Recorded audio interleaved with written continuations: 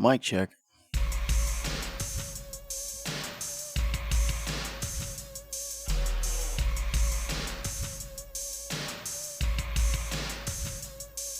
I'm recording this 4 hours before this goes up.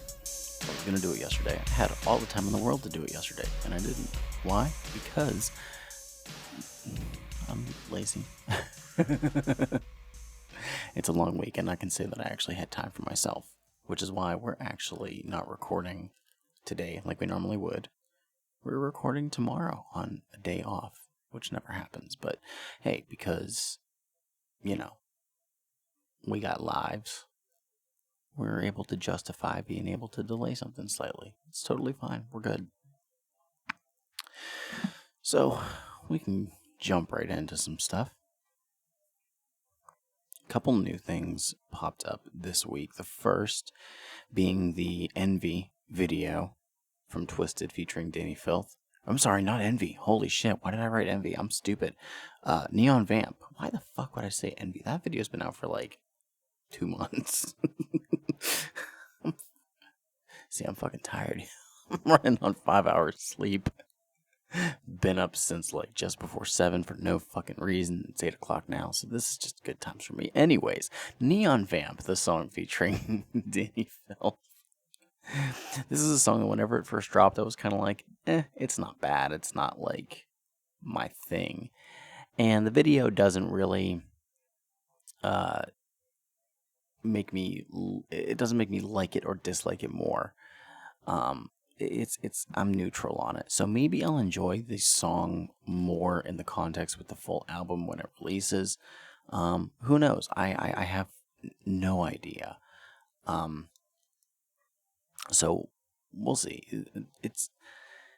I guess I don't know what I was expecting with that song, but given that I don't know anything about Danny Filth and I feel like his part is so small, I just feel like it doesn't really add much more to it. But who knows?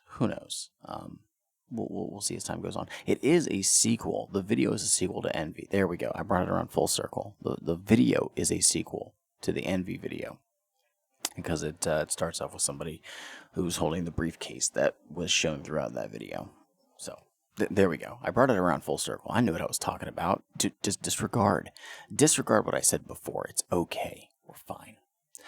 Also of note, on Thursday, via Dread Central, Axe released a new song and video. So it's available on streaming services now, but Dread Central had it on first for their song 6 Feet Deep, which I believe, if I looked at the single art correctly, it also shows the album title for their next album. So it hasn't been announced when it's coming out, but it looks like the album title is Blasphemous, Buried, and Bloated. And I was talking to, I think it was Robbie, said that Axe has said that their LPs right now are basically like in an anthology, like a story.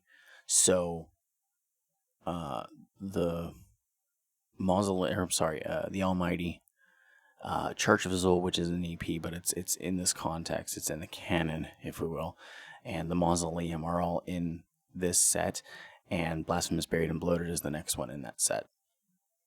But that new track, it has a very dark feel to it in the instrumental. I was digging it. Alazuolu is a group that I have just been very, very intrigued by in the last year. Like I was digging them pretty much since they jumped onto Magic Ninja. Like the Almighty was like okay to me, and Church of Zul was okay, but like I really enjoyed Head of Horns so much whenever I first grabbed that. But the Mausoleum was a huge fucking standout to me from Magic Ninja. So I've been really looking forward to hearing more stuff. Necronomicon 2 was really good. And so I'm looking forward to this next album. I don't know when they're expecting it to come out. I would assume it's going to be before the end of the year. It might be in October. Who knows? But I definitely see this coming out before the end of the year. But yeah, the new track is sick, and I'm hoping it's a sign of what we're going to get. No clue who produced it. I didn't see that. It could be. I believe his name is Slasher Dave, who did a bit of their stuff. I think they did the majority of the stuff from Mausoleum, but I could be wrong. I have no clue. I'm going to be completely honest there.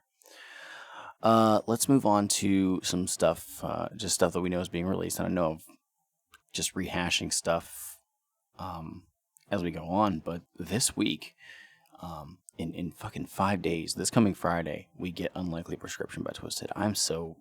Guys, I've told y'all, I'm so fucking excited for this record. 3 of the 5 songs that I've heard so far have been stellar. And it's a 15-track album, so we've heard a third of it. Somebody was on Fagel Lovers like, oh, we've already heard half of it. No, we've heard a third of the fucking songs. It's okay. But goddamn, I'm looking forward to this. I think that this is really going to be, for Twisted to venture into the rock thing, and it's not that they're doing it for the first time. They've done it in the past. We know this. But I think Generation Nightmare was them trying to be a bit too ambitious with it. I'm not saying that I dislike Generation Nightmare, but my favorite tracks were the rock ones, and the rest of the album didn't really have as big an impression on me. I think that it was produced well, but for some reason, most of the tracks kind of just like, I'm whatever with them. But the rock ones I thought were all pretty great. Siamese Amazement, I'm kind of like, whatever, I can give or take on that one. But all the other ones, fantastic. And people don't like when... Okay, I'll reiterate. Your traditional juggalos aren't liking the rock stuff that Twisted's doing. Or at least that's what I'm seeing. I don't fucking care. I love it. I think that this is really them taking the time to have good production and not just make a formulaic Twisted album. At least that's what I'm seeing from, the tracks we've gotten so far. Like, Jamie is comfortable, but Monoxide is definitely venturing into some territory that he's not used to. But I think that it's something he really enjoys now. So we'll see. I'm looking forward to this record, man. There's also going to be different places you can get it. This is the first Twisted album since Generation Nightmare that is going to be available in, like, record stores. So places where you can buy CDs. If they, get underground stuff, you will be able to purchase it there if you haven't purchased it online. So this is a big deal, We had, Mad Season and Revelation were not available in stores. You could only buy them on Twisted's site or, listen via streaming services, which, hey, most people do. I get it. But this is a big deal for them. So, because of that, they've already been shipping these. I received tracking for mine on Tuesday, I think it was. And I was just under the impression like, they just printed the label. Like, they're just getting on top of that. Cool. And then yesterday, one of our listeners showed us their copy in their hands. Now, granted, they are in Detroit, or close to Detroit. They're in Michigan. They're like a half hour away or something like that, so it doesn't surprise me. And I hadn't looked at my tracking in forever, and so I looked, and mine got to Pittsburgh last night. Now, unfortunately, tomorrow, Monday, is not a mail day because it's a fucking holiday. So it looks like Tuesday, I'm going to be getting Unlikely Prescription. I'm getting it 3 days early, which is insane. It's been a while since I've had something like that show up so early.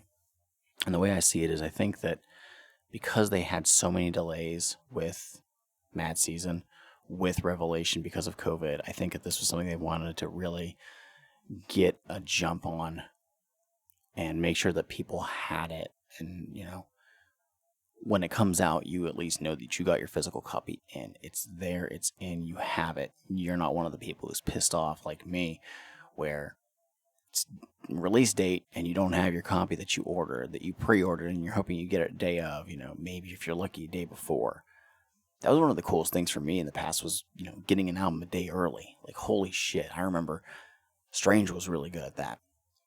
I was getting the new Tech Nine album a day early and whatnot, and Prozac, just like losing my shit. I'm like, yes, I got this early. It's so cool.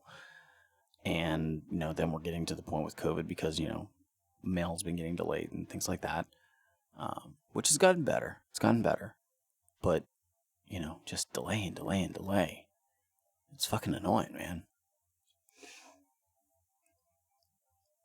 There's other places that you're going to be able to get unlikely prescription of, or from rather. Record stores are going to have an exclusive long box version. It's basically just different packaging, and I think that there's like some stickers in there. But it's, I guess, an old school thing. It's in a long box, so just different packaging, but it's the same album. I think those are limited to 500 copies. So keep an eye out. If you want to order that, I think you can order it directly on like Record Store Day's site. They have links to where you can get it from. So definitely check that out if that's something that you're interested in. If you haven't already, ordered a copy from, Twisted Shop or whatever, M&E store rather. And also something that just popped up earlier this week is Newberry Comics is going to be selling signed copies. Now, for those who aren't familiar, Newberry Comics has they typically do pre-orders of albums, and they work with the artist directly to provide signed copies. This is fully legit. I've actually been a fan of this site ever since The Darkness dropped, because that was where I first found out about it. Twisted had posted way back, way back. It was the beginning of 2014.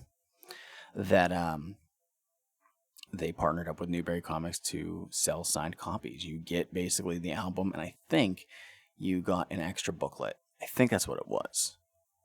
And the extra booklet was signed. I have bought multiple CDs from Newberry Comics because they were signed. I bought that. I bought The Darkness. I think Continuous Evolutions was signed there as well. I bought some Hollywood Undead albums. I bought some 3 Days Grace albums there. Like, it's totally worth it. And more often than not, they're not much more expensive than what the regular album costs. Like, this one costs $20, which I think is fair. And I know they sold Generation Nightmare on there as well, but the album wasn't signed. But you got a copy of one of the issues of Haunted Highons, and it was an exclusive cover, and that was signed. So that was cool. I missed out on that, unfortunately, but hey, it's whatever. Which reminds me, actually, thinking about this, Generation Nightmare, I just purchased the FYE fan pack. Y'all remember when that was a thing? So what it was, it came with the vinyl copy of Generation Nightmare. It came with an exclusive wall flag, like a 2x3 flag, I think, something like that. A nice sticker, big sticker, and an exclusive cover of Haunted Highons. I believe there were only 500 of these, and you also got like a signed certificate of authenticity. Yeah, my local FYE got one in like a couple months ago, and I looked and it was still there. And I'm like, oh, this is kind of cool. And I'm like, should I buy it? And I'm talking in the Discord on Aaron and Eric's Discord, like, hey, should I buy this? And a couple people were like, yes, you should. And I'm like, son of a bitch. So I did, because God knows I am fucking terrible at saving money. But yeah, that was just, I needed to bring that up. I just thought that was interesting. Am I going to do anything with this stuff? Probably not. The vinyl's fucking chilling in my drawer. I might hang up that flag, though. That flag is cool. The flag is fucking cool. So whenever I get my new place, I'm probably going to put that up because I'm a fucking dork. But yeah, Newberry Comics, signed copies of the new record for $20, limit of 2 per customer, which I like that they put a limit on it. Check what else is on that site, because there's a lot of cool stuff. There's some nifty albums that I want to grab. There's some, I think they have like a Head PE album on there that I want to grab. And just a reminder that, again, in a month, I'm going to be going to the Twisted concert in Pittsburgh, and my intent is to get my 2 copies of Unlikely Prescription signed. Assuming they let you do more than one item, which a lot of times they're cool with doing like 2 things. I've done that a couple times. I try not to. I don't try and take up a lot of time. But again, I'm going to try and get both my copies signed. If I get both copies signed, I will be giving one of those away. If I can't get both signed, well, I'll still give one of them away because fuck it, why not? I'm going to have 2 copies. Why hold on to one? So if you don't buy one of these signed copies from Newberry, I'm going to try and do a giveaway for one of them. And I think that, unfortunately, the next mic check that is around that time is right before the concert, which kind of sucks. So unfortunately, I won't be able to give any like details right then. But obviously, keep an eye on the social media, and we'll let you know how to enter and all that good shit. What's next? I've mentioned this before. Gibby Stites, Welcome to Illville comes out next week on September 17th. Again, I think that this is a very, very risky move for MNE to be dropping this album immediately after Unlikely Prescription.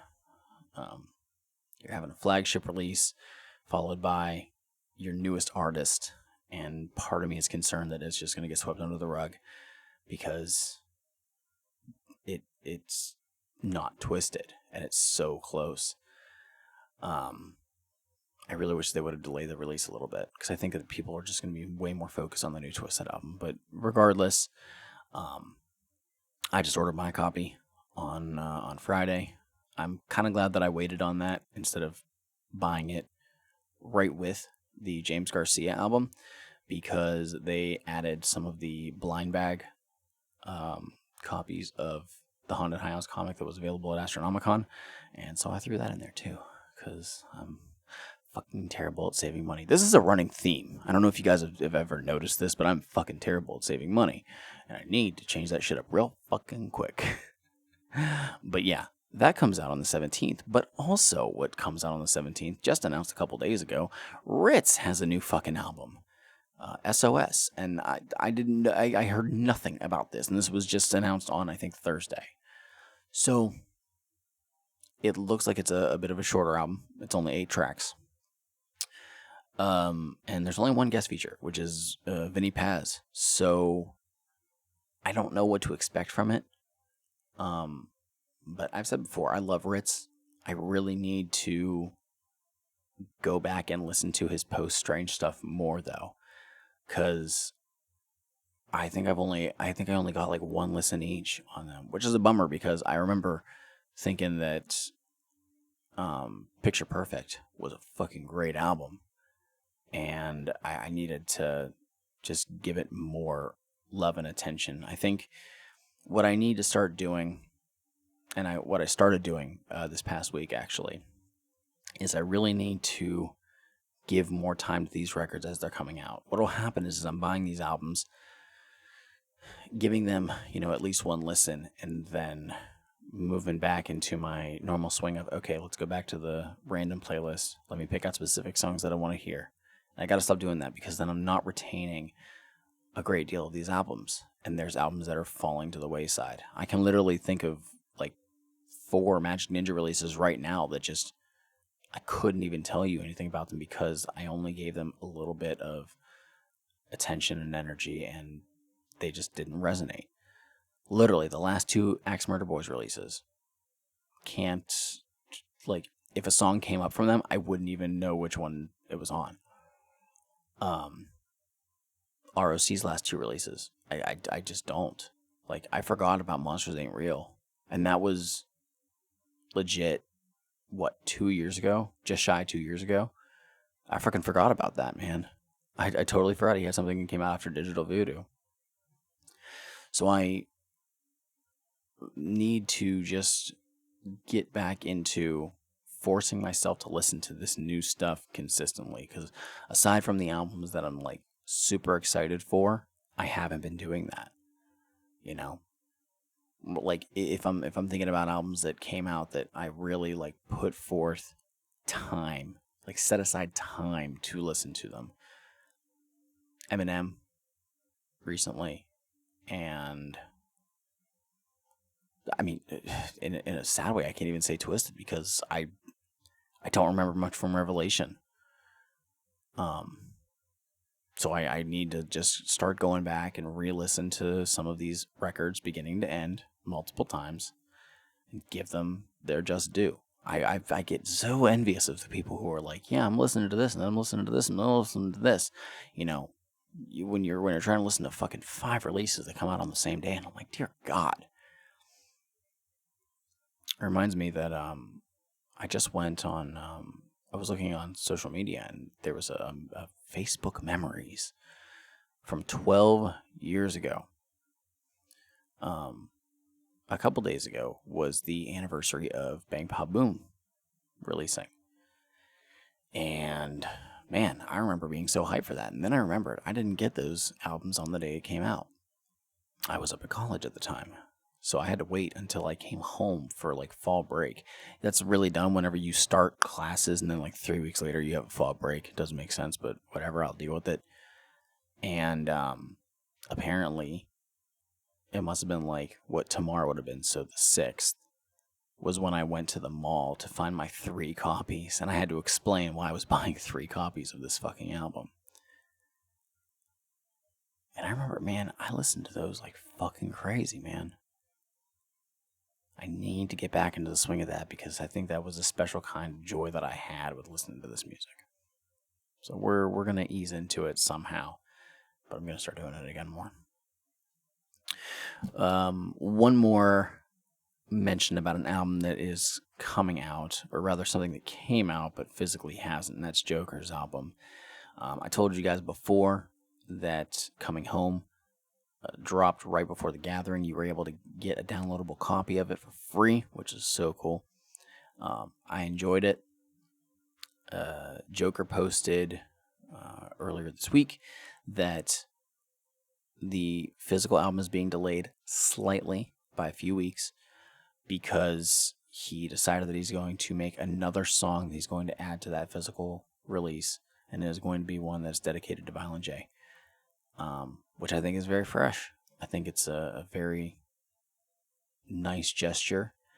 And I know that he had like said some words recently about how he was hoping that, he could get in touch with ICP to help, kind of cross promote the record for the Juggalos and stuff and whatever. Again, I'm not going to get into that. I think that this is a very classy move. And I hope it's something that is, looked at in a positive light, but it also needs to be done in a positive light. I'm not saying the Joker can't do it. I think he will. It's just something to look into. So no time frame on when that's dropping. But when it drops, obviously I'll let you know because I'll have my 6 fucking copies. Okay, let's talk about some stuff that I actually did get to listen to this week. I listened to 3 records this week, multiple times. I listened to each of these like 3 times, which was pretty damn good for me. And I'm going to go in the order that I got them. So the first one is James Garcia with Activated Again. James Garcia, former Young Wicked. This album is weird. Not in a bad way. Not in a bad way.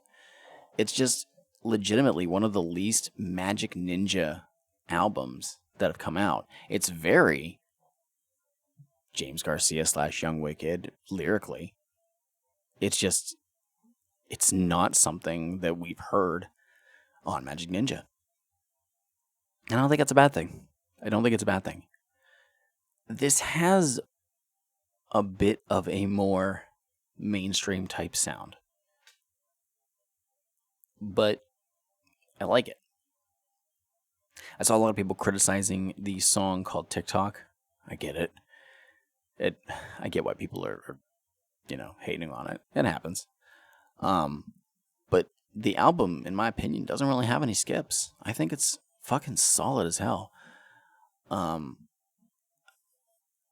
don't know how I would rank it with his prior 2 LPs. Or full solo efforts if we want to count Vengeance in there. I think I probably still like Return of the Prodigal Son more. but I think that I might like this better than Slaughter. But it's been a long time since I've listened to Slaughter, so I don't know. Maybe I'll have to listen to everything again, just to get an idea. Let me take a look at the playlist because I know there was a couple songs that I was like, these are fucking great.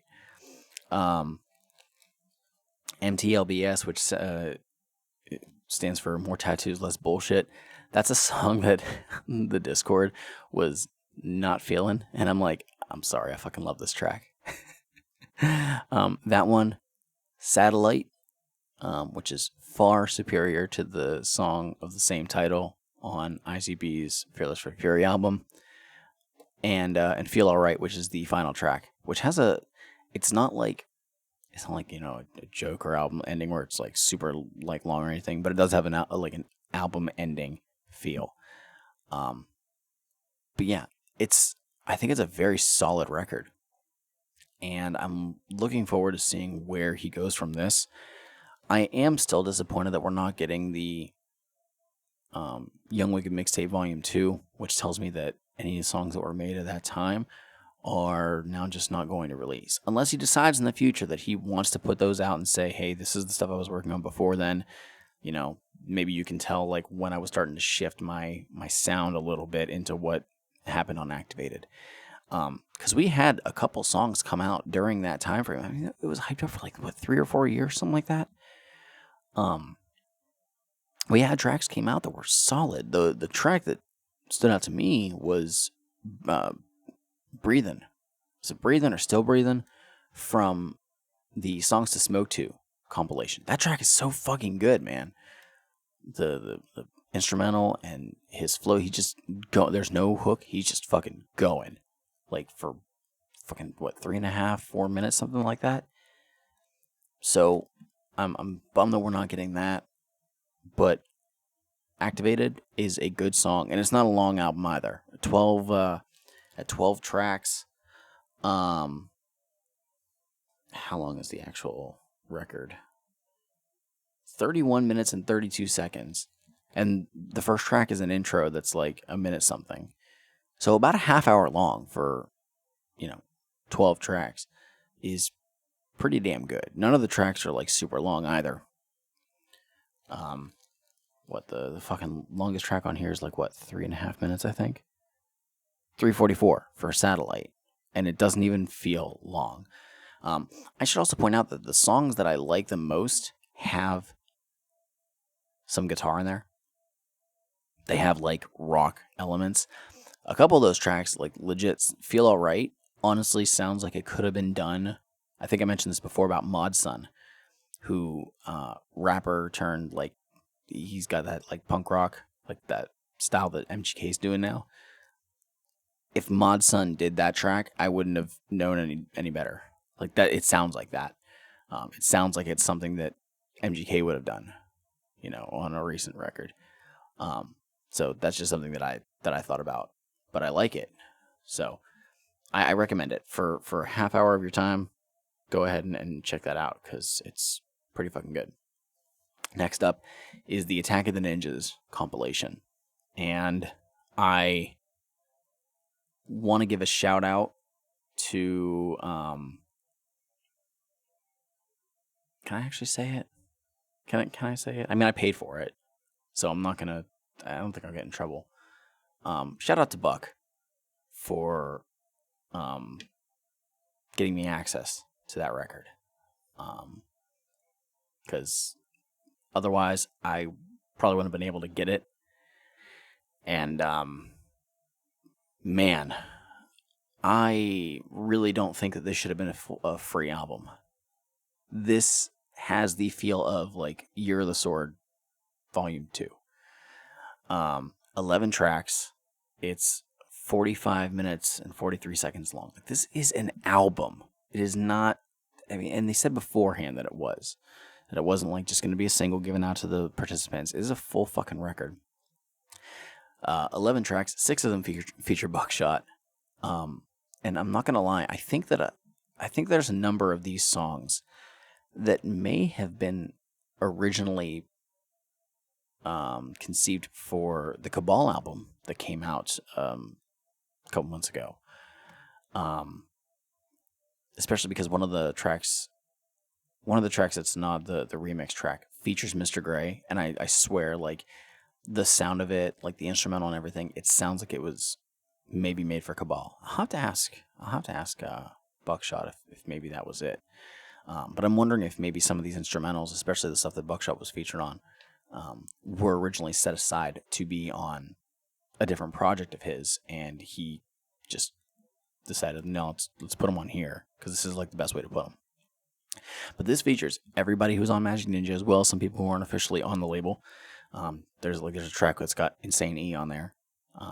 Insane E is not on MNE, but he does a lot of the artwork for some of their merch, things like that. But this album works very well. This is a good showcase of everybody who is on this label, because nobody has bad verses. The only complaint that I saw from a number of people is a lack of more acts on there. Only one song features anybody from Axe, and that is, I believe it's, is it We Are the Underground? Hold on a second. No, I was wrong. Chin Check features Lee Carver and Joe Black. So none of the songs on here feature a new verse from Billy Obey as well. The final track is a remix of the posse cut that's at the end of the Cabal album. So the biggest difference is just the instrumental is different. But the album is just like this. Maybe not necessarily Year of the Sword Part 2, but this is like MNE's Psychopathics from Outer Space. Like, if you told me this was Psychopathics from Outer Space Part 4, I would have just been like, oh, okay, that's fine. And that's not a bad thing. I don't mind those compilations. I think it's really, really cool when you have all these songs that feature multiple people that, you know, typically aren't doing something. There's a track on here, it's Axe Murder Boys, and it features ABK, Monoxide, Buckshot, and Crucifix on the hook. Crucis fucking hook is great. Oh, the Horror's on here a handful of times, and they're fucking solid. Honestly, one of the artists who stands out the most, and I think that this is a good format for him, is Gibby Stites. Gibby's verses on this compilation, he's on like 4 songs, I think, 4 or 5 songs. He's fucking good, man. He's so good. And I don't know if there was something about his first EP that just didn't resonate with me. You know, maybe it was just how it was done, and maybe I wanted it to be formatted differently. But hearing him on these songs with the other artists of the label, it's something different, and I really dug it. Like, he has some good stuff on here. So that's helping to kind of reassure me for his next album coming out for Welcome to Illville. Especially when, again, there's no guest features on that. Like, nobody else from M&E is going to be on that record. So we'll see. But this album, if you're able to listen to it, I do believe that a number of the songs are available on streaming services. I don't know if the full album is. I mean, Buckshot was one of the people who helped put this together. Like, he basically like got it all put up and was like, yeah, we're just going to give it away for free. He's been very adamant that this is not going to have another physical release. So if you did not get it from the show and you didn't like buy it from somebody or on it, like, your ass out. But definitely go and listen to these songs because it's a fucking good compilation. It might seriously be a contender for one of my top 5s this year. I not even joking. I don't even feel bad for saying it. And the last thing that I listened to, and it could have easily been earlier on if I would have paid for it earlier on, is Crypto Dirt, which is the new Turncoat Dirty album that was released on Mob Style with it was like co-release because it does have Magic Ninja on it, which makes me. I was trying to figure out like if this is something that we would cover in the future, and I think because it does have the partnership with MNE, and it's also being sold on MNE's site. It is something that I have put on the list for the future. So in like fucking 11 years or something when we get there, we'll talk about Crypto Dirt. Um, I have long been a fan of Boondocks, and I've noticed that there's been a shift in like his subject matter over the years, where you had Boondocks the Scarecrow from The Harvest and Crimson Creek and stuff like that. And it's kind of shifted a bit more into like realistic kind of territory. I'm not sure the best way that I want to word it. But when the Turncoat Dirty EP dropped a couple years ago, that Dirty Days of Night, I need to re-listen to that because again, something that just didn't really like sit with me. Boondocks released probably one of his best albums ever back in December with Crimson Crow. And the majority of that album had a very like real down to earth feel to it. I enjoyed that a lot more than I enjoyed The Murder. But what's interesting is this album still kind of feels like a Boondocks album, but it's, I don't know. There's something different, but I don't know what it is. Maybe it's the fact that the production is different. I really don't know. But that's not to say that I don't enjoy it. I think it's fucking great. The biggest complaint that I've seen some people say is that it's short. The standard version of the album is only 6 tracks long. It's 18 minutes. So it's not a full length. It's glorified EP like we're used to from these kinds of artists. The version I have is 9 tracks long, and it's I really enjoy it. Standout tracks: "Wait for Death," which features Jamie Madrox on the hook. It's very like personal, emotional. I've mentioned this before. Boondocks, I think, is one of the top people to do that on these underground labels. He's so fucking good at it. The Code, which features members of SHI. That's something that hasn't been done in what they say like 16 years, something like that. Basically, he hasn't done anything like SHI related since before he signed with Psychopathic. There is a song that's a remix for a song called Grab a Glock 21. I've never heard the original version, but apparently this is just re-recorded. New instrumental. That track is fucking good as hell. That's on the remix version, so I think the only way to get that is if you get like the Mind in Hell version. And 187 was the first track that was released, and I remember thinking it's okay, and I didn't really care for the hook much. It's grown on me, but there's a remix of it that's got Buck on it. It just adds more to it. Love it. Love it. Love it.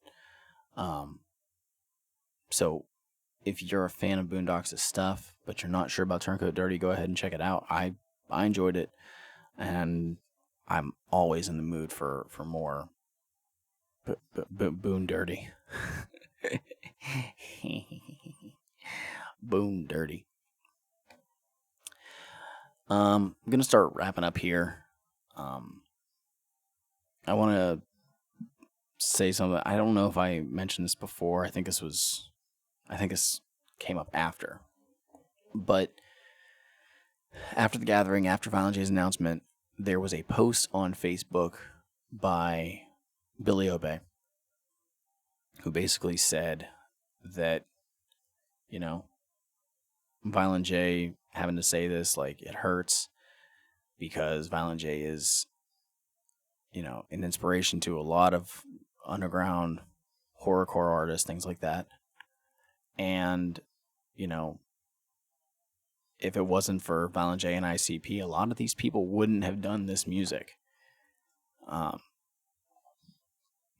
And the line that stood out there was the fact that we as fans should not be contributing to the divide that the Juggalo world has put itself in. And yes, I say put itself in. I'm going to reiterate this. With the split of Psychopathic and Magic Ninja, never once have the artists in question told us that we need to pick sides. It has been the fans themselves that have done so. People saying, oh, Twisted turned their backs on ICP. Oh, well, if ICP treated them better, then we wouldn't be in this position. Oh, Young Wicked doing this. Just stop. I've talked to a number of people this past week about their thoughts on it. Fact is, we're not entitled to the personal lives of these artists. It's unfortunate that the things that have happened have come to light and we know about them and we're, making judgments and things like that when that's not our business. We can't get mad at people for listening to music that they enjoy. We can't control that we like or dislike a certain song. Like, trust me, I have wondered, why the fuck is this music appealing to me? What is it about this song that makes, the sensors in my brain say, hey, this is cool? I don't fucking know. But should I get harassed by a down-ass OG Juggalo because I still like Twisted? No. Fuck it. And the line that stood out was hashtag fuck your beef. That resonates with me. Because guess what? It's a stupid fucking beef that the fans started for no reason. Like, this is worse than the ICP and Eminem beef back then. Because here's the thing, Eminem fans didn't give a fuck about ICP. They didn't care. But there is so much venom between members, or fans rather, of either label. And it's very tribalistic. And I'm fucking tired of it. Yes, you can root for the team. Don't get me wrong. I don't want to see either of these labels fail. I want them to fucking continue growing, put out some good fucking music. But don't continue to spit hatred at the people who enjoy the other people's stuff just because you don't really care for it. There is far too much negativity for this shit. I saw a post on Instagram for somebody who was taking a poll and saying, pick Ouija or pick Axe. And they're saying through this entire fucking post, I don't know much about Axe. They have a couple good songs here and there, whatever. But, doesn't seem like they're doing too much. We just said at the gathering was, like 1,000 people compared to Astronomicon. They only had a couple hundred. First off, shut the fuck up. They're two different goddamn events. You can't compare a goddamn concert to a fucking convention. They're seriously two different fucking things. Second off, they brought up the fuck your beef line, and they say, well, if you're saying that you like Violent J so much, and you say fuck your beef, you're dissing Violent J, because you're dissing Violent J's beef. Shut the fuck up! Dear God. You don't have to literally support every single fucking decision that an artist makes. You don't have to support every fucking decision that a person makes. They could be somebody that you absolutely love with your entire fucking heart. You don't have to like every single decision that they make. You can support them, or you can say, it's not for me.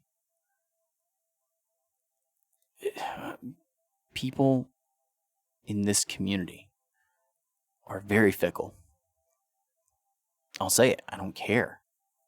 Maybe it's because I got into the music so late, which, again, I'm middle child at this point with in regards to how more people are getting into it now. You don't have to like every single thing that an artist or person says, does, etc. Saying fuck your beef is not a diss to Violent J. It's calling out the people who are fans who have adopted this for no fucking reason other than because they just want to hate.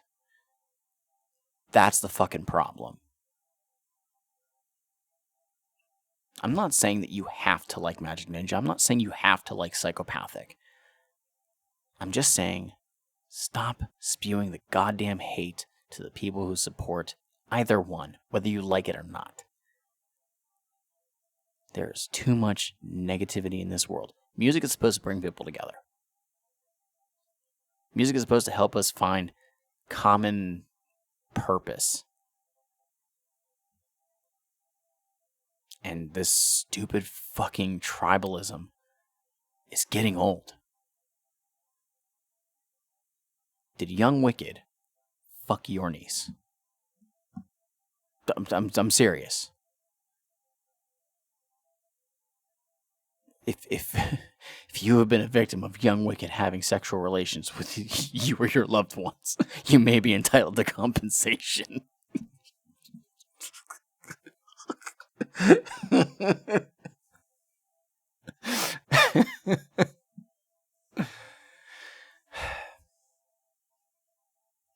It's gotta stop. It has to stop. Came across a fucking post on the museum of somebody who was honestly just trying to sell some jerseys. They were selling a Magic Ninja jersey and a Young Wicked jersey, and the guy was asking for like $75 for the jersey, which is fair. It's a baseball jersey. They're not bad. It looks like it's nice quality. $75, not bad. It's fair. And this one guy's like, I think we should just raise money so that he'll burn it. And people are like, are you really like being like this? And they're like, yeah. Oh, this is the reason why I don't have Dark Lotus anymore. Shut the fuck up. God damn it, grow up. God, some people are such fucking bitches these days. It's seriously, it makes me so goddamn angry. I'm getting angry right now thinking about it. Just fucking grow up. Lotus, you got fucking 4 albums to listen to. And a handful of other songs from other records to vibe to. Just fucking deal with it. God damn. Alright. I'm done. I just have one last thing to bring up. I think that this was after I recorded the last episode. It might have been before. I don't know if I ever said it. I am going to be featured on a video coming out this coming Thursday. This Thursday night. I think it drops like 9 p.m. Eastern, 8 or 9 p.m. Eastern. This coming Thursday. So, what day is that? That's the 9th. On Fago Lovers. Fucking Fago Lovers. I'm going to be on Fago Lovers. It's fucking cool as shit. I'm going to be on the Fago Lovers YouTube on an episode of 5 Piece, which is a series that features Joker's Gallery. He's typically the host. Mike Sears of Speak Your Clout and Luke the Goon. Basically, we have a topic and give a top 5 list on the stuff. And yeah, I'm going to be featured on there talking about the top 5 posse cuts of Psychopathic. And you guys will remember that we did that actually, 4 or 5 months ago on my check when I talked with Jiggles. And guess what? My list has changed significantly. So definitely check that out, and please share it with people. I'm super looking forward to rewatching that. The new one just came out. I didn't get to watch it yet, but the one that just dropped a couple days ago features Robbie, Twisted History, and it was top 5 duos in the underground, I think is what it was. So definitely go ahead and check that out and support that too. Peek behind the curtain. I was actually just asked to jump on another 5 piece today. But unfortunately I don't have as much knowledge on the subject, so I had to politely decline. But hey, I'm totally down to do another episode in the future. As long as I feel like I can contribute to it, I definitely would be down. So, again, 5-piece, spelled 5, I-V-E, piece, on the Fago Leverage YouTube. Drops this coming Thursday. Check it out, share it, all that good shit. Before we really go for sure, it should be coming out soon. I think it might even be this week. I don't know for sure. Patreon. We're having a Patreon. It's like for sure happening. And I'm excited. There are multiple tiers. And we will definitely consider adding more in the future. There's more stuff that we feel that we can help to provide. So please keep an eye out for that. Anytime or whenever that does drop, we will definitely let you know. We will post links for that shit fucking everywhere, and I'll definitely add it to the link tree. I love this link tree. It's so great. It just has everything all on one little site. It's great. It's great. It's fucking great. And we are for sure we're gonna have merch soon. I'm going to Stream and I are probably gonna talk tomorrow actually to try and lock down something so you can rep Juggalo Judgment everywhere you go. Just in case, anybody does want to, support us. And just going to say this now. We don't expect to get rich from this. And it's just something if you like to say that, hey, I like this thing. I'm going to wear something that has its logo on it. Just something that we're throwing out there if you guys would like to do that. Again, as we've said constantly before, and this goes with the Patreon as well, if you are able to do so, please. If you cannot do so, that's fine. And we love you anyways. So, again, anytime that drops, we will let you know. And, yeah, can't wait. Can't fucking wait. I'm very excited. And I'm hoping I'm going to get some stickers made. I'm going to hand them out at the fucking Twisted concert. Because, I don't know. Maybe some people will like them. Maybe it'll help spread the word. Just spread the good word of Juggalo Judgment. Have more people listen to us. Because we like when new people check us out. And we still appreciate everybody who listens week in, week out. That never changes. Show love by doing a review on iTunes. Even if you don't use iTunes, make an account on iTunes and just go ahead and do a review on there. All that good shit. All right. I'm heading out of here. Again, follow us everywhere. Juggalo Judgment. Facebook, Instagram, Twitter. Follow me on Twitter at Mike Spawn, the SEJ. On Instagram, straight as Juggalo. And that's about it. So, I like my little ending here. Stay safe. Much love to y'all. Peace out.